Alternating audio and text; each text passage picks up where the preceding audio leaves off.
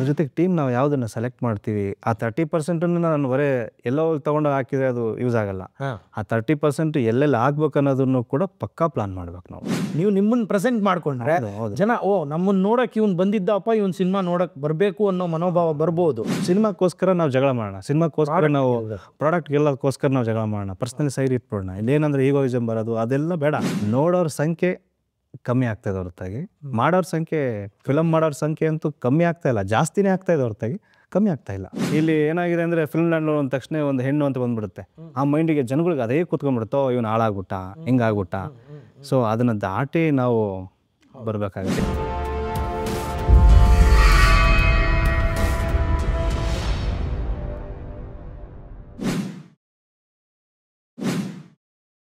Investing in cinemas without cinema knowledge is injurious to you, your family, and the audience too.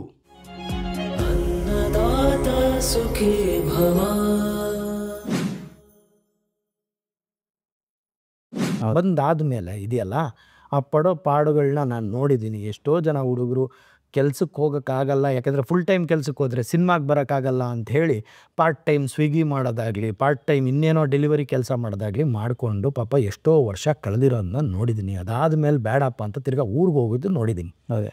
So prepared ಆಗಿ ಬನ್ನಿ, ಇಲ್ಲ ನಿಮ್ಮ ಊರುಗಳಲ್ಲೇ ನಿಮ್ಮ ಕನಸನ್ನು ಕಾಣೋಕ್ಕೆ ಒಂದು ಮಾಡಿ ಅನ್ನೋ ಒಂದು ಮಾತನ್ನು ಹೇಳಿದ್ರಿ.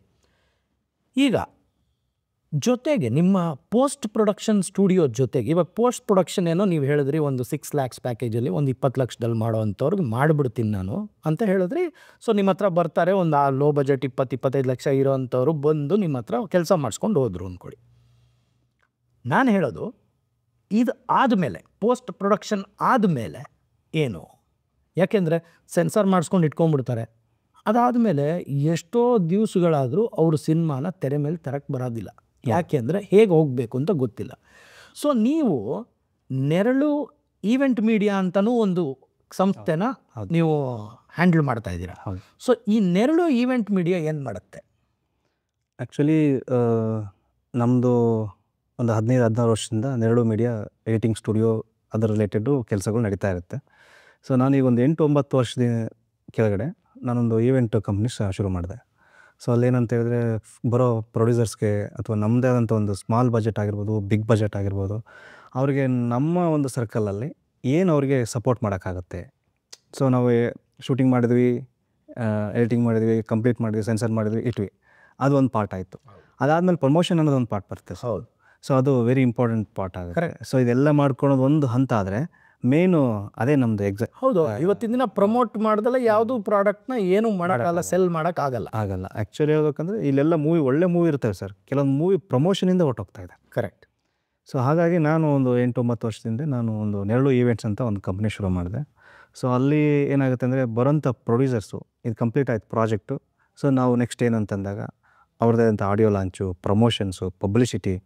ಸೊ ಕೆಲವೊಂದು ಕಡೆ ಅವ್ರವ್ರೇ ಊರಲ್ಲಿ ಹೋಗ್ಬಿಟ್ಟು ನಾವು ಪ್ರಮೋಷನ್ಸ್ ಕೂಡ ಮಾಡಬೇಕಾಗುತ್ತೆ. ಸೊ ಆವಾಗ ನಾನು ಒಂದು ನೆರಳು ಈವೆಂಟ್ಸ್ ಅಂತ ಒಂದು ಕಂಪ್ನಿ ತೆಗೆದು, ಸೊ ಅದರಲ್ಲಿ ಸುಮಾರು ಮೂವಿಗಳು, ಪ್ರಮೋಷನ್ಸು, ಪಬ್ಲಿಸಿಟಿ. ಸೊ ಅವ್ರ ಬಜೆಟಿಗೆ ತಕ್ಕನಂಗೆ. ಸೊ ನನ್ನ ಬಜೆಟ್ ಅಲ್ಲ, ಅವ್ರ ಬಜೆಟ್. ಸರ್ ನಿಮ್ಮ ಬಜೆಟ್ ಏನಿದೆ, ಬಜೆಟಲ್ಲಿ ಆ ಬಜೆಟಲ್ಲಿ ನಾವು ಮಾಡಿದ್ರೆ ದಿ ಬೆಸ್ಟು. ಸೊ ಈಗ ಒಂದು 1000 ಜನ ರೀಚ್ ಆಗಲಿ, 1,00,000 ಜನಕ್ಕೆ ರೀಚ್ ಆಗೋ ಥರ ಪ್ಲಾನಿಂಗ್ ಮಾಡ್ತೀವಿ ನಾವು ಫಸ್ಟ್, ಗ್ರೌಂಡ್ ವರ್ಕ್ ಮಾಡಿ. ಸೊ ಎಲ್ಲಿ ಈವೆಂಟ್ ಮಾಡಿದರೆ ಸೊ ಅದು ಸೂಕ್ತ. ಸೊ ಅದನ್ನೆಲ್ಲ ನಾವು ಪ್ಲಾನ್ ಮಾಡಿಕೊಂಡು. ಸೊ ಬಜೆಟ್ ಕನ್ಸ್ಟ್ರೈನ್ ಅನ್ನೋದಿಲ್ಲ, ಅವ್ರ ಬಜೆಟ್ ಏನಿದೆ ಆ ಬಜೆಟ್ಗೆ ನೀವು ಪ್ರಮೋಟ್ ಮಾಡಿ ಸಿನಿಮಾ ಡಿಸ್ಟ್ರಿಬ್ಯೂಷನ್ ಲೆವೆಲ್ಗೆ ಹೋಗೋ ತನಕ ನೀವು ಇದು ಮಾಡ್ಕೊಡ್ತೀರಾ. ಅದಾದಮೇಲೆ ಅವ್ರು ಯಾವ ಡಿಸ್ಟ್ರಿಬ್ಯೂಟರ್ಗೆ ಹೋಗ್ತಾರೋ ಆ ಡಿಸ್ಟ್ರಿಬ್ಯೂಟರ್ ಅದು ಮುಂದಕ್ಕೆ ಹೋಗುತ್ತೆ, ಥಿಯೇಟ್ರಿಗೆ ಹೋಗುತ್ತೆ, ಅದು ಬೇರೆ. ಬಟ್ ಪ್ರಮೋಷನ್ನ ನಮ್ಮ ನಿರ್ಮಾಪಕರು ಯಾರು ಅನ್ನದಾತರು ಅಂತ ಡಾಕ್ಟರ್ ರಾಜ್ಕುಮಾರ್ ಅವರು ಹೇಳಿರೋ ಅವ್ರಿಗೆ ಸಹಾಯ ಆಗೋ ರೀತಿಲಿ ಅವ್ರ ಬಜೆಟ್ಗೆ ತಕ್ಕಂತೆ ನೀವು ಪ್ರಮೋಟ್ ಮಾಡಿಕೊಡ್ತೀರಾ. ಹೌದು. ಸೊ ಇದು ವೈಟ್ ಆ್ಯಂಡ್ ವೈಟಾಗಿ ಕ್ಲೀನಾಗಿ ಎಕ್ಸ್ಪ್ಲೈನ್ ಮಾಡ್ತೀರಾ, ಇಂತಿಂಥದ್ದೇ ಮಾಡಿಕೊಡ್ತೀವಿ ನಾವು ಇಷ್ಟು ಬಜೆಟ್ಗೆ ಅಂತ? ಇಲ್ಲ, ನಾನು ಅದೇ ಡಿಪೆಂಡಿಂಗ್ ಆನ್ ಬಜೆಟ್ ಸರ್. ಅದೇ ಈಗೇನಾಗುತ್ತೆ ಅಂದರೆ, ಪ್ರಮೋಷನ್ ಅಂತ ಬಂದಾಗ ಆಡಿಯೋ ಲಾಂಚ್ ಅಂತ ಇರುತ್ತೆ. ಸೊ ಆಡಿಯೋ ಲಾಂಚ್ ಈಗ 5 ಸ್ಟಾರ್ ಅವ್ರು ಮಾಡಿದ್ರು ಒಂದು ರೇಟು, ಈಗ ಯಾವುದೋ ಗ್ರೌಂಡಲ್ಲಿ ಒಂದು ಮಾಡಿದ್ರು ಒಂದು ರೇಟು. ಈಗ ಇಲ್ಲ ಸರ್ ನಮ್ಮದು ಹುಬ್ಳಿ, ನಾವು ಅಲ್ಲಿ ನಮಗೆ ಪ್ರಮೋಷನ್ ಬೇಕು. ಸೊ ಆ ಪ್ಲೇಸಲ್ಲಿ ಅವ್ರದ್ದೇ ಆದಂಥ ಫುಲ್ ಕಂಪ್ಲೀಟ್ ಪ್ಲೇಸಲ್ಲೇ ನಾವು ಫಸ್ಟ್ ಪ್ರಮೋಷನ್ ಮಾಡ್ತೀವಿ. ಅಲ್ಲಿ ಪ್ರಮೋಷನ್ ಯಾವ ಥರ ಅಂತೇಳಿದ್ರೆ, ಆಟೋ ಪಬ್ಲಿಸಿಟಿಯಿಂದ ಎಲ್ಲ ಮಾಡಿ ಈ ಥರದ್ದು ಒಂದು ಆರ್ಟಿಸ್ಟ್ನ ಕರೆಸಿ ಈ ಥರದೊಂದು ಮೂವಿ ಲಾಂಚ್ ಮಾಡ್ತಾ ಇದ್ದೀವಿ, ರಿಲೀಸಿಂಗ್ ಇಂಥ ಡೇಟ್ ಇದೆ, ಸೊ ಅದನ್ನೆಲ್ಲ ಕಂಪ್ಲೀಟ್ ಆಗಿ ಜನಕ್ಕೆ ಹೌದು ರೀಚ್ ಮಾಡಿ ಸೊ ಅಲ್ಲಿ ಆ ಟೀಮ್ನ ಕರೆದು ಪ್ರಮೋಷನ್ ಕೊಡ್ತೀವಿ ಸರ್. ಅಂದರೆ ಒಂದು 100 ರೂಪಾಯಿನಲ್ಲಿ ಅವರು ಸಿನಿಮಾ ತೆಗ್ದಿದ್ರೆ ಪರ್ಸೆಂಟೇಜ್ ಲೆಕ್ಕ ನಾನು ಹೇಳ್ತಾ ಇರೋದು, 100 ರೂಪೀಸಲ್ಲಿ ಅವ್ರು ಸಿನಿಮಾ ತೆಗ್ದಿದ್ರೆ, ಅಂದರೆ ಅದೆಷ್ಟೇ ಲಕ್ಷ ಆಗಿರ್ಬೋದು ಕೋಟಿ ಆಗಿರ್ಬೋದು, 100 ರೂಪೀಸಲ್ಲಿ ಅವರು ಒಂದು ಸಿನಿಮಾ ತೆಗ್ದಿದ್ರೆ ಎಷ್ಟು % ಬೇಕಾಗ್ಬೋದು ಪಬ್ಲಿಸಿಟಿಗೆ? ಸರ್ ಪಬ್ಲಿಸಿಟಿ ಇಷ್ಟೇ ಪರ್ಸೆಂಟೇಜ್ ಅಂತ ನಾನು is it depending upon the budget of the movie? ಹಂಗೆ ನಾನು ಇಷ್ಟೇ ಫಿಕ್ಸ್ ಅಂತ ಈಗ ಕೆಲವೊಬ್ರು ಏನಂತ ಹೇಳಿದ್ರೆ ಸಿನಿಮಾಗೆ ಖರ್ಚು ಮಾಡಿರಲ್ಲ, ಪ್ರಮೋಷನ್ಗೆ ಖರ್ಚು ಮಾಡೋಣ ಅಂತ ಇಟ್ಕೊಂಡಿರ್ತಾರೆ. ಆಯಿತು. ಸೊ ನನ್ನ ಪ್ರಕಾರ ಒಂದು 30 to 40%, 30% ಮಿನಿಮಮ್ ನಾನು ಒಂದು ಬಜೆಟ್ ಮಿನಿಮಮ್ 30% ಪ್ರಮೋಷನಲ್ ಅಷ್ಟು ಇಟ್ಕೊಂಡು ಅದ್ರ ಜೊತೆಗೆ ಟೀಮ್ ನಾವು ಯಾವುದನ್ನು ಸೆಲೆಕ್ಟ್ ಮಾಡ್ತೀವಿ ಆ 30%ನ್ನು ನಾನು ಬರೀ ಎಲ್ಲೋ ತೊಗೊಂಡು ಹಾಕಿದರೆ ಅದು ಯೂಸ್ ಆಗಲ್ಲ. ಆ 30% ಎಲ್ಲೆಲ್ಲಿ ಆಗ್ಬೇಕು ಅನ್ನೋದನ್ನು ಕೂಡ ಪಕ್ಕಾ ಪ್ಲಾನ್ ಮಾಡ್ಬೇಕು ನಾವು.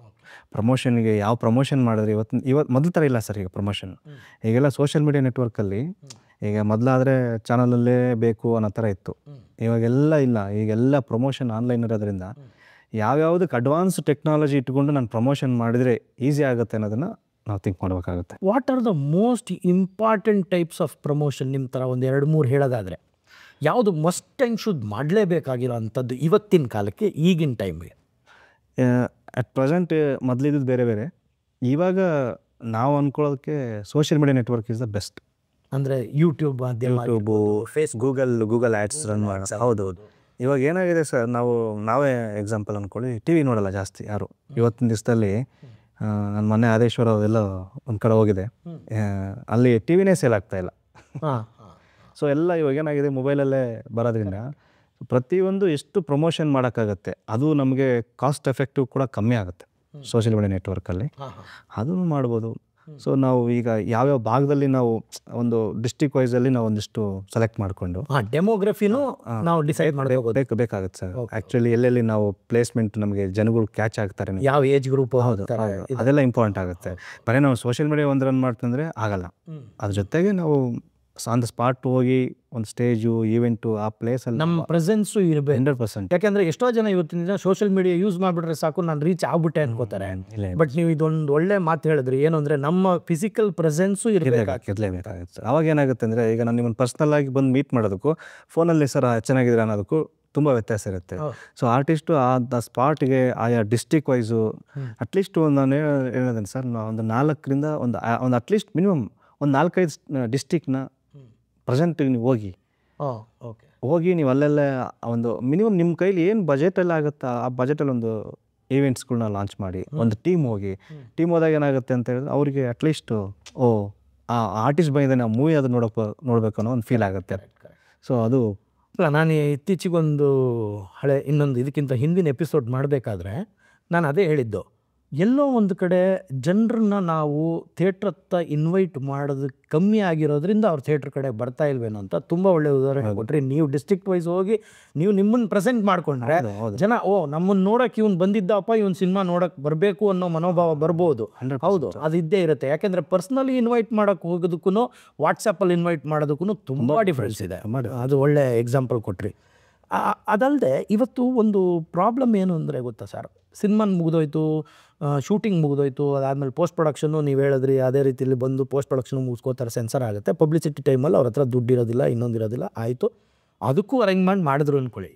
ಅದಾದಮೇಲೂ ಒಬ್ಬ ಡಿಸ್ಟ್ರಿಬ್ಯೂಟರ್ ಹತ್ರ ಹೋಗಿ ಅಥವಾ ಥಿಯೇಟ್ರಲ್ಲಿ ನಿಲ್ಲಿಸಿ ಅದ್ರ ಥಿಯೇಟ್ರಿಕಲ್ ಕಲೆಕ್ಷನ್ಸ್ ತೊಗೊಳ್ಳೋದು ತುಂಬ ಕಮ್ಮಿ. ಯಾಕೆಂದರೆ ಜನ ಬರ್ತಾಯಿಲ್ಲ. ಅದಕ್ಕೆ ನೀವು ಹೇಳಿದ್ರಿ ಡಿಸ್ಟ್ರಿಕ್ಟ್ ವೈಸ್ ಹೋಗಿ ಬಂದರೆ ತುಂಬ ಯೂಸ್ಫುಲ್ ಆಗ್ಬೋದು ಅಂತ. ನಾನು ಅದನ್ನ ಒಪ್ತೀನಿ, ಹೌದು ಆ ಥರ ಆಗ್ಬೋದು ಅಂತ. ಅದಲ್ಲದೇ ಏನಾಗುತ್ತೆ ಅಂದರೆ ಎಂಡ್ ಆಫ್ ದ ಡೇ ಆ ಒಂದು 8ರಿಂದ 10 ಜನ ಅಂತ ಒಂದು ಟೀಮ್ ಏನಿರುತ್ತೆ, ಈ ಚಿಕ್ಕ ಟೀಮಲ್ಲೇ ಹೇಳೋದು ಪ್ರೊಡ್ಯೂಸರು, ಡೈರೆಕ್ಟ್ರು, ಆರ್ಟಿಸ್ಟ್ಗಳು, ಟೆಕ್ನಿಷಿಯನ್ಸು ಅಂತ, ಆ ರಿಲೀಸ್ಗೆ ಹೋಗೋ ಟೈಮಲ್ಲಿ ಆ ಪ್ರೊಡ್ಯೂಸರು, ಡೈರೆಕ್ಟ್ರು ಬಿಟ್ಟರೆ ಇನ್ನು ಮಿಕ್ತವರೆಲ್ಲ ಕೈ ಬಿಟ್ಬಿಟ್ಟಿರ್ತಾರೆ. ಅದಕ್ಕೆ budget may be the one and only constrain ಒಂದು. ಹೌದು. ಇನ್ನೊಂದು, ನಾವು ಆರ್ಟಿಸ್ಟ್ಗಳ ಕಡೆ ಅವ್ರದ್ದು ಕೆಲಸ ಮುಗಿದೋಯ್ತು ಅಂದ ತಕ್ಷಣ ಮುಗಿದೋಯ್ತು, ಟೆಕ್ನಿಷಿಯನ್ಸ್ದವ್ರ ಕೆಲಸ ಮುಗಿದೋಯ್ತು ಅಂತ ಮುಗಿದೋ ಥರ ಇರಬೇಕು ಅನ್ನೋ ಪರಿಸ್ಥಿತಿಲಿ ಇವತ್ತಿದೆ. ಆ್ಯಕ್ಚುಲಾಗಿ. ಯಾಕಂದರೆ ಲಾಸ್ಟಲ್ಲಿ ನಾವು ನೋಡಿದ್ರೆ ಒಂದು ಪ್ರೊಡ್ಯೂಸರ್ ಒಬ್ಬ ಡೈರೆಕ್ಟರ್ ಮಾತ್ರ ನಿಂತಿರ್ತಾರೆ ಪಾಪ ಪ್ರಮೋಷನ್ಸಲ್ಲಿ. ಆ ಥರ ತಂಡಗಳಿಗೆ ಏನು ಹೇಳೋಕ್ಕೆ ಇಷ್ಟಪಡ್ತೀರಾ? ಇವತ್ತೇನು ನಾವು ಸ್ಟಾರ್ಟ್ ಮಾಡಿರ್ತೀವಿ ಒಂದು ಪ್ರಾಜೆಕ್ಟ್ನ, ನಾವೊಂದು ಫಸ್ಟ್ ನಾನು ನಿಮ್ಗೆ ಅದನ್ನೇ ಹೇಳಿದೆ ಸರ್, ಫಸ್ಟ್ ಬೇಸಿಕಲಿ ನಮ್ಮ ಟೀಮ್ ಭದ್ರ ಇದ್ದರೆ ನಮ್ಮ ಫಿಲಮ್ ಗೆಲ್ಲುತ್ತೆ. ಇದು ನನ್ನ ಸ್ಟ್ರಾಟಜಿ ಅನ್ಕೋಬೋದು ನೀವು. ಒಂದು ಫಸ್ಟ್ ಏನು ನಾವು ಒಂದು ಟೀಮು ಕಟ್ತೀವಿ ಸರ್, ಆ ಟೀಮ್ ಕೊನೆ ತನಕ ನೀವು ಅದು ಫೇಲ್ಯೂರು ಸಕ್ಸಸ್ಸು ದೇವ್ರಿಗೆ ಬಿಟ್ಬಿಡೋಣ. ಕರೆಕ್ಟ್. ನಾವು ಎಲ್ಲ ಹಂತದಲ್ಲೂ ನಾವು ಕಟ್ಟಬೇಕಾಗಿರೋ ಟೀಮ್ನ ನೀಟಾಗಿ ಕಟ್ಕೊಂಡು ಒಂದು ಪ್ರೊಡಕ್ಷನಲ್ಲಾಗಿರ್ಬೋದು ಎಂಡ್ ಮೂಮೆಂಟ್ವರೆಗೂ ಆ ಟೀಮ್ ಇತ್ತು ಅಂತಂದರೆ ಅಟ್ಲೀಸ್ಟ್ ಫೇಲ್ಯೂರು ಸಕ್ಸಸ್ಸು ಇದ್ದೇ ಇರುತ್ತೆ. ಆ ಎಂಡ್ ಆಫ್ ದ ಟೀಮ್ ನೀವು ಒಟ್ಟಿಗೆ ಜರ್ನಿ ಮಾಡಿದರೆ 100% ಅಟ್ಲೀಸ್ಟ್ ನೀವೊಂದು 99% ರೀಚ್ ಆಗೋಕ್ಕೆ ಸಾಧ್ಯ ಇದೆ. ಸೊ ಏನಂತ ಹೇಳಿದ್ರೆ ಇಲ್ಲಿ ಏನಾಗ್ಬಿಡುತ್ತೆ, ಇವತ್ತಿನ ಜನ್ರೇಷನಲ್ಲಿ ಸ್ಟಾರ್ಟಿಂಗಲ್ಲಿ ಜೋಶಲ್ಲಿ ಎಲ್ಲ ಸ್ಟಾರ್ಟ್ ಮಾಡಿಬಿಡ್ತಾರೆ. ಆಮೇಲೆ ಹೋಗ್ತಾ ಹೋಗ್ತಾ ಹೋಗ್ತಾ ನೀವು ಹೇಳ್ದಂಗೆ ಲಾಸ್ಟಿಗೆ ಅಲ್ಲಿ ಪ್ರೊಡ್ಯೂಸರ್ ಒಬ್ಬನೇ ಇರ್ತಾನೆ, ಇಲ್ಲ ಡೈರೆಕ್ಟರ್ ಒಬ್ಬನೇ ಇರ್ತಾನೆ. ಈ ಥರ ಆದಾಗ ನಮ್ಮನ್ನು ನಾವೇ ಇವಾಗ ಬೈಕೊಳ್ಳೋಂಥ ಪರಿಸ್ಥಿತಿ ಬಂದುಬಿಟ್ಟಿದೆ. ಎಂಡ್ ಮೂಮೆಂಟಲ್ಲಿ ಅವ್ರ ಮೇಲೆ ನಾವು ಹಾಕೋದು, ನಮ್ಮ ಮೇಲೆ ನಾವು ಹಾಕೋದು. ಒಟ್ಟಿನಲ್ಲಿ ಇಲ್ಲೊಂದು ನಾವು ಒಂದು ಪ್ರಾಜೆಕ್ಟ್ ಮಾಡ್ಬೇಕಾದ್ರೆ ಸ್ಟಾರ್ಟಿಂಗಲ್ಲಿ ನಾವು ನಿಂತಿರ್ತೀವಲ್ವ, 108 ಮನಸ್ತಾಪಗಳು ಇರ್ತವೆ, ಅದನ್ನೆಲ್ಲ ಬಿಟ್ಬಿಡೋಣ, ನಮ್ಮ ಪರ್ಸ್ನಲ್ ಸೈಡ್ ಇಟ್ಬಿಡ್ಬೇಕು. ಆ್ಯಕ್ಚುಲಿ ಎಂಡ್ ಆಫ್ ದ ಟೈಮಲ್ಲಿ ನಾವು ಸಿನಿಮಾಕ್ಕೋಸ್ಕರ ನಾವು ಜಗಳ ಮಾಡೋಣ, ಸಿನಿಮಾಕ್ಕೋಸ್ಕರ ನಾವು ಪ್ರಾಡಕ್ಟ್ ಗೆಲ್ಲೋದಕ್ಕೋಸ್ಕರ ನಾವು ಜಗಳ ಮಾಡೋಣ, ಪರ್ಸ್ನಲ್ ಸೈಡ್ ಇಟ್ಬಿಡೋಣ. ಇಲ್ಲೇನಂದ್ರೆ ಈಗೋಯಿಸಮ್ ಬರೋದು ಅದೆಲ್ಲ ಬೇಡ. ನಾವು ಎಂಡ್ ಆಫ್ ದ ಮೂವಿ ನಾವು ನನ್ನ ಪ್ರಾಜೆಕ್ಟ್ನ, ನನ್ನ ಮನೆ ಕೋಸ್ನ ನಾನು ಕಾಪಾಡ್ಕೋಬೇಕು ಅನ್ನೋದು ಮಾತ್ರ ಇಟ್ಕೊಂಡು ಹೋದರೆ 100% ಅಟ್ಲೀಸ್ಟ್ ನಾನು ಹೇಳಿದ ರೇಂಜಿಗೆ ರೀಚ್ ಆಗೋದು. ನೀವು ಇವಾಗ ಹೇಳ್ತಾ ಇದ್ರೆ ನನಗೆ ಹೆಂಗೆ ಅನಿಸ್ತು ಅಂದರೆ, 2 ಟೀಮ್ ಮಧ್ಯೆ ಕ್ರಿಕೆಟ್ ಮ್ಯಾಚ್ ನಡೀತಾ ಇದೆ, ಒಂದು ಟೀಮ್ದು ಇನ್ನಿಂಗ್ಸ್ ಮುಗಿದೋಗಿದೆ, 2ನೇ ಟೀಮ್ ಇನ್ನಿಂಗ್ಸ್ ನಡೀತಾ ಇದೆ. ಅದ್ರ ಮಧ್ಯದಲ್ಲಿ ನಾವು ಸೋಲ್ತೀವಿ ಅಂತ ತಿಳ್ಕೊಂಡು ಆ 11 ಜನದಲ್ಲಿ ಒಬ್ಬೊಬ್ಬರೇ ಹೋಗೋಕ್ಕೆ ಶುರು ಮಾಡಿ ಲಾಸ್ಟಲ್ಲಿ ಬೌಲರು ಕೀಪರು ಮಾತ್ರ ಉಳ್ಕೊಂಡ್ಬಿಟ್ರೆ ಆಬ್ವಿಯಸ್ಲಿ ಆ ತಂಡನೇ ವಿನ್ ಆಗುತ್ತೆ. ಯಾವುದು ಸೆಕೆಂಡ್ ಯಾವ್ದು ಆಡ್ತಿದೆಯೋ ಆ ತಂಡನೇ ವಿನ್ ಆಗುತ್ತೆ ಹೊರತು ನಿಮ್ಮ ತಂಡ ಸೋತೋಗುತ್ತೆ. ಸೊ ಎಲ್ಲ ಒಗ್ಗೂಡ್ಕೊಂಡು ಒಂದೇ, everybody should be on the same. ಫಿಲಮ್ಗೋಸ್ಕರ ಜಗಳ ಮಾಡಿ, ಫಿಲಮ್ಗೋಸ್ಕರ ಮಾತಾಡಿ, ನೀವು ಅದನ್ನ ಕ್ಯಾರಿ ಮಾಡಿ ನೀವು ಎಂಡ್ ಆಫ್ ದ ಡೇ ನೀವು ರಿಲೀಸ್ ಮಾಡಿದಾಗ ನಿಮಗೆ ತಾನೇ ಸಕ್ಸಸ್. ಅದು ಬೇರೆ ಯಾರಿಗೂ ಹೋಗಲ್ಲ. ನಿಮ್ಮ ಮೂವಿ ಸಕ್ಸಸ್ಸು ನಿಮಗೆ ಇರುತ್ತೆ ಸರ್, ಅದು ಕರೆಕ್ಟ್. ಸೊ ಹಂಗಾಗಿ ನನ್ನ ಒಂದು ಸಜೆಷನ್ ಏನಂತ ಹೇಳಿದ್ರೆ, ಸ್ಟಾರ್ಟ್ ಆಗಿರೋದು ಏನು ಟೀಮ್ ಇರುತ್ತೆ, ಎಂಡು ರಿಲೀಸ್ ಆಗೋವರೆಗೂ 108 ಏನೇ ಇರ್ಬೋದು ನಿಮ್ಮದು ಪರ್ಸ್ನಲ್ಲಿ ಮತ್ತೊಂದು ಅದೆಲ್ಲ ಸೈಟ್ ಬಿಡಿ, ಎಂಡ್ ತನಕ ರಿಲೀಸ್ ಆಗೋವರೆಗೂ ಜೊತೆಗಿರಿ. ಅದು ಡೈರೆಕ್ಟರ್ ಆಗಿರ್ಬೋದು, ಆರ್ಟಿಸ್ಟ್ ಆಗಿರ್ಬೋದು, ಕ್ಯಾಮ್ರಾ ಟೆಕ್ನಿಷಿಯನ್ಸಿಂದ ಹಿಡಿದು ಒಬ್ಬ ಲೈಟ್ಸ್ ಬಾಯಿಂದ ಹಿಡಿದು ಎಲ್ಲರೂ ಜೊತೆಗಿದ್ಕೊಂಡು ಎಂಡ್ ಮೂವಿನ ಸಕ್ಸಸ್ ಮಾಡಿ ಒಂದು ಪ್ರಾಜೆಕ್ಟ್ ಆಚೆ ತಂದು ರಿಲೀಸ್ ಮಾಡಿ. ಸೊ ನಿಮಗೆ ಸಕ್ಸಸ್ 100% ಸಿಗುತ್ತೆ. ಈಗ ಜನ ಸಿನಿಮಾ ತನಕ ಬರೋದು ಕಮ್ಮಿ ಆಗಿದೆ, ಕೈಯಲ್ಲಿ ಮೊಬೈಲ್ ಬಂದುಬಿಟ್ಟಿದೆ, ಎಲ್ಲ ಆಗಿದೆ, ಓಕೆ. ಆದರೂ ಸಿನಿಮಾ ಮಾಡೋರ ಸಂಖ್ಯೆ ಏನು ಕಮ್ಮಿ ಆಗಿಲ್ಲ, ಚಾನ್ಸೇ ಇಲ್ಲ ಸರ್, ಇನ್ನೂ ಜಾಸ್ತಿ ಆಗ್ತಾನೆ ಇದೆ. ಬಟ್ ನಿಮಗೆ ಸಿನಿಮಾದು ಫ್ಯೂಚರ್ ಕಾಣ್ತಾ ಇದೆಯಾ ಫ್ಯೂಚರ್ ಸಿನಿಮಾಗೆ? ಸರ್ ಸಿನಿಮಾ ಸಾಯಲ್ಲ. ಸಿನಿಮಾ ಯಾವತ್ತಿದ್ರು ಸಿನಿಮಾ ಕಂಟಿನ್ಯೂ ಆಗ್ತಾನೆ ಇರುತ್ತೆ. ಬರೋ ಮಾಧ್ಯಮ ಬೇರೆ ಬೇರೆ ಆಗ್ಬೋದು. ಬೇರೆ ಈಗ ನಾವು ನಿಂತಿರಿಸಿದ್ರು ಕೂಡ ಬರೋಂಥ, ಈಗ ನಾವು ಬೇಡ ಅನ್ನೋಕ್ಕಾಗಲ್ಲ. ಟೆಕ್ನಿಷಿಯನ್ಸು ಬರ್ತಾ ಇದ್ದಾರೆ, ಪ್ರೊಡ್ಯೂಸ್ ಮಾಡೋರು ಬರ್ತಾ ಇದ್ದಾರೆ. ಇವತ್ತಿನ ದಿವಸದಲ್ಲಿ ಫಿಲಮ್ ಯಾವುದು ನಿಮ್ಗೆ ಕಮ್ಮಿ ಆಗ್ತಾ ಇಲ್ಲ. ಡೈಲಿ ಬ್ಯಾನರ್ ರಿಜಿಸ್ಟ್ರಿ ಆಗ್ತಾನೆ ಇದ್ದಾವೆ, ಟೈಟಲ್ ರಿಜಿಸ್ಟ್ರಿ ಆಗ್ತಾನೆ ಇದ್ದಾವೆ, ಮೂವಿ ಮಾಡ್ತಾನೆ ಇದ್ದಾರೆ. ನೋಡೋರ ಸಂಖ್ಯೆ ಕಮ್ಮಿ ಆಗ್ತಾಯಿದೆ ಹೊರತಾಗಿ ಮಾಡೋರ ಸಂಖ್ಯೆ, ಫಿಲಮ್ ಮಾಡೋರ ಸಂಖ್ಯೆ ಅಂತೂ ಕಮ್ಮಿ ಆಗ್ತಾಯಿಲ್ಲ, ಜಾಸ್ತಿನೇ ಆಗ್ತಾಯಿದೆ ಹೊರತಾಗಿ ಕಮ್ಮಿ ಆಗ್ತಾಯಿಲ್ಲ. ಸೊ ಮಾಡೋರಿಗೆ ನಿಮ್ಮ ಒಂದು ಕಿವಿ ಮಾತು, ಯಾಕೆಂದರೆ ನೋಡೋರ ಸಂಖ್ಯೆ ಕಮ್ಮಿ ಆಗಿದೆ, ಹೌದು, ಮಾಡೋರ ಸಂಖ್ಯೆ ಕಮ್ಮಿ ಆಗ್ತಾಯಿಲ್ಲ. ಬಟ್ ಮಾಡೋರು ಏನನ್ನೆಲ್ಲ ಒಳಗುಡ್ಕೊಂಡು ಮಾಡಬೇಕು ಅನ್ನೋದ್ರದ್ದು ಒಂದು ಹೇಳಿದ್ದೀವಿ ಬ್ರೀಫ್ ಆಗಿದೆ. ಹೌದು. ಬಟ್ ಆದ್ರೂ ಒಂದು ಕಿವಿ ಮಾತು last. Sir first movie planning important ಆಗುತ್ತೆ, ನಾನು ಅದನ್ನೇ ಹೇಳ್ಬೇಕಾಗತ್ತೆ. ಮತ್ತು ಸೊ ದಿ ಬೆಸ್ಟ್ ಸಬ್ಜೆಕ್ಟ್ ಇಟ್ಕೊಂಡು, ದಿ ಬೆಸ್ಟ್ ಕಾನ್ಸೆಪ್ಟ್ ಇಟ್ಕೊಂಡು, ಒಳ್ಳೆ ಟೀಮ್ ಕಟ್ಕೊಂಡು, ನೀವು ಒಳ್ಳೆ ಪ್ರಾಜೆಕ್ಟ್ನ, ಒಳ್ಳೆ ಸಿಂಪಲ್ ಆಗಿರೋ ಸಬ್ಜೆಕ್ಟ್ನ ಇಟ್ಕೊಂಡು ಮಾಡಿದ್ರೆ 101% ಆಡಿಯನ್ಸ್ನ ರೀಚ್ ಮಾಡಿ. ಫಸ್ಟ್ ನೀವು ಆಡಿಯನ್ಸ್ ರೀಚ್ ಮಾಡಿಲ್ಲ ಅಂತಂದಾಗ ಇವತ್ತಿನ ದಿವಸದಲ್ಲಿ ನಾವು ಏನೇ ಎಫರ್ಟ್ ಹಾಕಿದ್ರು ನೋ ಯೂಸು. ಸೊ ಹೊಸ ತಂಡಗಳು ಬಂದರೆ ಹನುಮೇಶ್ ಪಾಟೀಲ್ ಅವರು ನೆರಳು ಮೀಡಿಯಾ ಸ್ಟುಡಿಯೋಸ್ ಕಡೆಯಿಂದ, ನೆರಳು ಮೀಡಿಯಾ ಈವೆಂಟ್ಸ್ ಕಡೆಯಿಂದ ಸಹಕಾರ ಕೊಡೋಕ್ಕೆ ರೆಡಿ ಇದ್ದೀರಾ ಅಂತ? 100% ಸರ್. ಸೊ ಯಾರೇ ನಮ್ಮನ್ನು ಬಂದು ಅಪ್ರೋಚ್ ಮಾಡಿ ಹನುಮೇಶ್ ಪಾಟೀಲ್ ಅವ್ರ ಸ್ಟುಡಿಯೋ ಅಂದಾಗ ನಾವು ಅವ್ರನ್ನ ನಿಮ್ಮ ಕಡೆಗೆ ಫಾರ್ವರ್ಡ್ ಮಾಡ್ತೀವಿ. ದಯಮಾಡಿ ಚೆನ್ನಾಗಿ ಅವ್ರಿಗೆ ಒಂದು ಔಟ್ಪುಟ್ನ ಕೊಡೋವಂಥ ಒಂದು ವ್ಯವಸ್ಥೆನ ನೀವು ಮಾಡಿಕೊಡ್ಬೇಕು ಅಂತ. ಖಂಡಿತ. ಇನ್ನೊಂದು ನೀವು ಹೇಳಿದ್ರಿ ಮೊದಲೇ, ಬರೋ ಹೊಸಬರಿಗೆ ಒಂದು ಮಾತು ಹೇಳಿ ಅಂತ. ಈ ಫಿಲಮ್ ಲ್ಯಾಂಡ್ ಬಂದ ತಕ್ಷಣವೇ ಸುಮಾರು ಜನ ಊರಲ್ಲೇ ಅವರಿಗೆಲ್ಲ, ಆ್ಯಕ್ಚುಲಿ ನನ್ನ ಆಗಿರೋಂಥ ಅನುಭವ ಹೇಳ್ಬಿಡ್ತೀನಿ. ಹೇಳಿ. ನಾನು ಫಸ್ಟ್ ಫಿಲಮ್ ಇಂಡಸ್ಟ್ರಿ ಬಂದಾಗೇ ನಮ್ಮ ಮನೇಲೇ, ಅಂದರೆ ನಮ್ಮ ಸರ್ಕಲ್ ಅಂತ ಇರುತ್ತಲ್ಲ ಊರಲ್ಲಿ, ಫಿಲಮ್ ಲ್ಯಾಂಡು ಅಂದ ತಕ್ಷಣ ಏನೋ ಒಂದು ದೊಡ್ಡ ಅಂದರೆ ನಾವು ಕೆಟ್ಟವರು, ಊರಲ್ಲೇ ಆಗಿರ್ಬೋದು, ರಿಲೇಷನಲ್ಲೇ ಆಗಿರ್ಬೋದು. ಫಿಲಮ್ ಲ್ಯಾಂಡಿಗೆ ಬಂದ ಅಂದರೆ ಮುಗೀತು. ಇಲ್ಲಿ ಎಲ್ಲ ಇರುತ್ತೆ, ಎಲ್ಲ ಬರೀ ಥಿಂಕ್ ಮಾಡೋದು ಕೆಟ್ಟದ್ದೇ. ಒಳ್ಳೆಯದನ್ನು ನಮ್ಮ ಊರ ಕಡೆ, ನಮ್ಮ ಮನೆಯಲ್ಲೇ ಬೇರೆ ಬೇರೆ ಬೇಡ, ನಮ್ಮ ರಿಲೇಷನ್ಗಳಲ್ಲೇ ನಮ್ಮನ್ನು ದೂರ ಇಟ್ಬಿಟ್ರು. 3-4 ವರ್ಷ ನಾನು ಊರಿಗೆ ಹೋಗಿಲ್ಲ. ಅಂದರೆ ನಾನು ಯಾಕೆ ಹೇಳ್ತಾ ಇದ್ದೀನಿ, ಬರೋರಿಗೆ ದಯವಿಟ್ಟು ನೀವು ಪ್ಲ್ಯಾನ್ ಮಾಡ್ಕೊಳ್ಳಿ, ನಿಮ್ಮದೇ ಆದಂಥ ಬೇಸಿಕ್ ಪ್ಲ್ಯಾನ್ ಮಾಡ್ಕೊಳ್ಳಿ. ನಾನು ಇದನ್ನಾಗಬೇಕು, ಹಿಂಗೆ ಮಾಡಬೇಕು ಅನ್ನೋದೊಂದು ಬೇಸಿಕ್ ಥೀಮ್ ಇಟ್ಕೊಂಡು ಬಂದರೆ ಇಲ್ಲಿ ಸಕ್ಸಸ್ ಇದೆ, ಸಕ್ಸಸ್ ಇಲ್ಲ ಅಂತಲ್ಲ. ಬಟ್ ಇಲ್ಲಿ ಏನಂತ ಹೇಳಿದ್ರೆ ತುಂಬ ಎಫರ್ಟ್ ಆಗುತ್ತೆ, ಬಂದು ಕಷ್ಟ ಆಗುತ್ತೆ. ಸೊ ಅದೆಲ್ಲ ನೀವು ಅದನ್ನೆಲ್ಲ ಸ್ಟ್ರಗಲ್ ಪಡಬೇಡಿ. ಇವತ್ತಿನ ದಿವಸದಲ್ಲಿ ಅಷ್ಟು ನಾವು ಇದ್ದಂಥ ಪ್ಲಾನ್ ಮಾಡ್ಕೊಂಡು ಬನ್ನಿ. ನಾವು ಸ್ಟ್ರಗಲ್ ಪಟ್ಟಿರೋದ್ರ ಬಗ್ಗೆ ಮಾತಾಡ್ತಾ ಇದೀವಿ, ಇದ್ರ ಬಗ್ಗೆ ತಗೊಂಡು ನೀಟಾಗಿ ಪ್ಲಾನ್ ಮಾಡ್ಕೊಂಡು ಬನ್ನಿ. ದಯವಿಟ್ಟು ಪ್ಲಾನ್ ಮಾಡ್ಕೊಳ್ಳಿ. ಏನಾಗುತ್ತೆ ಅಂದರೆ ಊರಲ್ಲಿ ಫಿಲ್ಮ್ ಲ್ಯಾಂಡರ್ ಅಂದ ತಕ್ಷಣ ತುಂಬ ಒಂಥರ ಬೇರೆ ಅಂತಲ್ಲ, ದೇಶದಾದ್ಯಂತ ಬೆಳೆದ್ಮೇಲೆ ಎಲ್ಲ ಕಡೆ ಅಷ್ಟೇ ಸಿನಿಮಾ ಒಂಥರ ಕೆಟ್ಟದ್ದು ಅನ್ನೋ ಥರ ಫೀಲ್ ಇದೆ. ಅದನ್ನ ಆ ಫೀಲ್ನೇ ಹೊರಗೆ ಕಳಿಸ್ಬೇಕು. ಆ ಫೀಲ್ ತಪ್ಪು ಅನ್ನೋದಕ್ಕೇನೆ ನಾವು ಈ ಕಾರ್ಯಕ್ರಮ ಮಾಡಿ ಆ ಫೀಲ್ನ ಜನರಲ್ಲಿ ತರಕ್ಕೆ ಬಿಡಬೇಡ್ರಪ್ಪ, ಪ್ರಿಪೇರ್ಡ್ ಆಗಿ ಬನ್ನಿ ಅನ್ನೋದಕ್ಕೋಸ್ಕರ ಈ ಕಾರ್ಯಕ್ರಮ ಮಾಡ್ತಾರೆ. ಖಂಡಿತ ಸರ್. ಫಸ್ಟು ಯಾವುದೇ ಒಂದು ಕೆಲಸ ಮಾಡಬೇಕಾದ್ರೆ ಒಂದು ಬೋಂಡ್ ಸ್ಕ್ರಿಪ್ಟ್ ಹಾಕ್ಕೊಳ್ಳಿ, ನಾನು ಇದಾಗಬೇಕು, ನಾನು ಹಿಂಗೆ ಮಾಡಬೇಕು ಅನ್ನೋದು. ಸೊ ಫಿಲಮ್ ಲ್ಯಾಂಡೇ ಅಂತಲ್ಲ, ಸೊ ಯಾವುದಕ್ಕಾದ್ರೂ ಎಲ್ಲದಕ್ಕೂ ಒಂದು ಪ್ಲಾನಿಂಗ್ ಇದ್ದೇ ಇರುತ್ತೆ. ಸೊ ನಮ್ಮದ್ರಲ್ಲಿ ಏನಾಗುತ್ತೆ ಅಂತೇಳಿ ನಮ್ಮದು ಕಣ್ಣಿಗೆ ಕಂಡುಬಿಡುತ್ತೆ. ಎಲ್ಲದರಲ್ಲೂ ಫೇಲ್ಯೂರ್, ಐ ಟಿಲಿ ಫೇಲ್ಯೂರ್ ಇದೆ, ಸಾಫ್ಟ್ವೇರ್ಲ್ಲೂ ಫೇಲ್ಯೂರ್ ಇದೆ, ಎಲ್ಲದರಲ್ಲೂ ಒಳ್ಳೇದು ಇದೆ, ಅಲ್ಲಿನೂ ಕೆಟ್ಟದು ಇದೆ. ಇಲ್ಲಿ ಏನಾಗಿದೆ ಅಂದರೆ ಫಿಲ್ಮ್ ಲ್ಯಾಂಡ್ ಅಂದ ತಕ್ಷಣ ಒಂದು ಹೆಣ್ಣು ಅಂತ ಬಂದ್ಬಿಡುತ್ತೆ. ಆ ಮೈಂಡಿಗೆ ಜನಗಳಿಗೆ ಅದೇ ಕೂತ್ಕೊಂಡ್ಬಿಡುತ್ತೋ, ಇವನು ಹಾಳಾಗ್ಬಿಟ್ಟ, ಹಿಂಗಾಗ್ಬಿಟ್ಟ. ಸೊ ಅದನ್ನು ದಾಟಿ ನಾವು ಬರಬೇಕಾಗತ್ತೆ. ಎಲ್ಲದರಲ್ಲೂ ಕೆಟ್ಟದಿದೆ. ಸೊ ನಮ್ಮ ಕೆಟ್ಟದಿದೆ, ಎಲ್ಲದ್ರಲ್ಲೂ ಒಳ್ಳೇದಿದೆ. ಬಟ್ ಸಿನಿಮಾ ಅಂದ ತಕ್ಷಣ ಅದು ಕಣ್ಣಿಗೆ ಎದುರು ನಮ್ಮದು ಕಾಣಂತ ಮಾಧ್ಯಮ ಸರಿ ಇಲ್ಲ ಅನ್ನೋದು. ಆಮೇಲೆ ಇನ್ನೊಂದೇನು ಅಂದರೆ, ನಾವು ನಮ್ಮ ಸಕ್ಸಸ್ ಮತ್ತು ಫೇಲ್ಯೂರ್ ರೇಟ್ಸ್ನ ಹೇಳ್ಕೊತೀವಿ. ಹೌದು. ಯಾಕೆಂದರೆ ಎಲ್ಲದರಲ್ಲೂ ನಮ್ಮ ಸಿನಿಮಾದಲ್ಲಿ ಒಂದು ಮಾತು ಏನಾಗುತ್ತೆ, ಸಿನಿಮಾ ರಿಲೀಸ್ ಆಗಿದ್ದು ಮಾರನೇ ದಿನಕ್ಕೆ ಅದು ಹಿಟ್ಟು ಅಥವಾ ಫ್ಲಾಪು ಅನ್ನೋ ಹಣೆಪಟ್ಟಿ ಕಟ್ಬಿಡ್ತಾರೆ. ಹೌದು. ಸೊ ಫ್ಲಾಪ್ಗಳ ಪಟ್ಟಿ ಜಾಸ್ತಿ ಇರ್ತದೆ, ಹಿಟ್ಗಳ ಪಟ್ಟಿ ಕಮ್ಮಿ ಇರ್ತದೆ. ಅದೇ ರೀತಿ ಐ ಟಿ ಸೆಕ್ಟ್ರಲ್ಲಿ ಇವತ್ತು ಅವನು ಕೆಲಸ ಕಮ್ಮಿ ಮಾಡ್ದ ಅಂದ ತಕ್ಷಣ ಅವನಿಗೆ ಹಣೆ ಮೇಲೆ ಏನಾದರೂ ಫ್ಲಾಪ್ ಅಂತ ಬರೆದು ಕಳಿಸ್ತಾರ? ಇಲ್ಲ. ಅದರಿಂದ ಗೊತ್ತಾಗಲ್ಲ ಅಷ್ಟೇ. ನಮ್ಮದ್ರಲ್ಲಿ ಎಲ್ಲ ಮಾಧ್ಯಮದಲ್ಲೂ ಬಂದ್ಬಿಡುತ್ತೆ, ನ್ಯೂಸ್ ಪೇಪರಲ್ಲಿ ಬಂದ್ಬಿಡುತ್ತೆ, ಟೆಲಿವಿಷನಲ್ಲಿ ಬಂದ್ಬಿಡುತ್ತೆ, ಈ ಫಿಲಮ್ ಫೇಲ್ಯೂರ್ ಅಂತ ಬಂದ್ಬಿಡುತ್ತೆ. ಅದರಿಂದ ರೇಟ್ ಆಫ್ ಫೇಲ್ಯೂರ್ ಜಾಸ್ತಿ ಇರೋದ್ರಿಂದ ನೀವು ಹೇಳ್ದಂಗೆ ಇದು ಚೆನ್ನಾಗಿಲ್ಲ ಫೀಲ್ಡು ಅನ್ನೋದು ಒಂದು ಬಿಟ್ಟರೆ, ಇನ್ನು ಒಂದು ಕ್ಲಾಸಲ್ಲೇ ಒಂದು 100 ಜನ ಮಕ್ಕಳಿದ್ದಾರೆ ಅಂದ್ಕೊಳ್ಳಿ, ಏನು ಮಾಡ್ತಾರೆ? ಟೆಸ್ಟ್ ಕೊಡ್ತಾರೆ. ಕೊಟ್ಟಾದ್ಮೇಲೆ 100 ಜನದಲ್ಲಿ ಫಸ್ಟ್ ರ್ಯಾಂಕ್ ಯಾರು, ಸೆಕೆಂಡ್ ರ್ಯಾಂಕ್ ಯಾರು, 10ನೇ ರ್ಯಾಂಕ್ ತನಕ ಕೊಡ್ತಾರೆ. ಹಂಗಂದ್ಬಿಟ್ಟು 100ನೇ ಮಾರ್ಕ್ಸ್ ತೊಗೊಂಡು ಲಾಸ್ಟ್ ತೊಗೊಂಡು ಅವ್ನಿಗೆ ಹಣೆಪಟ್ಟಿ ಹಾಕಿ ಕಳಿಸ್ತಾರೆ? ಮನೆಗಿಲ್ಲ, ಕಳಿಸಲ್ಲ.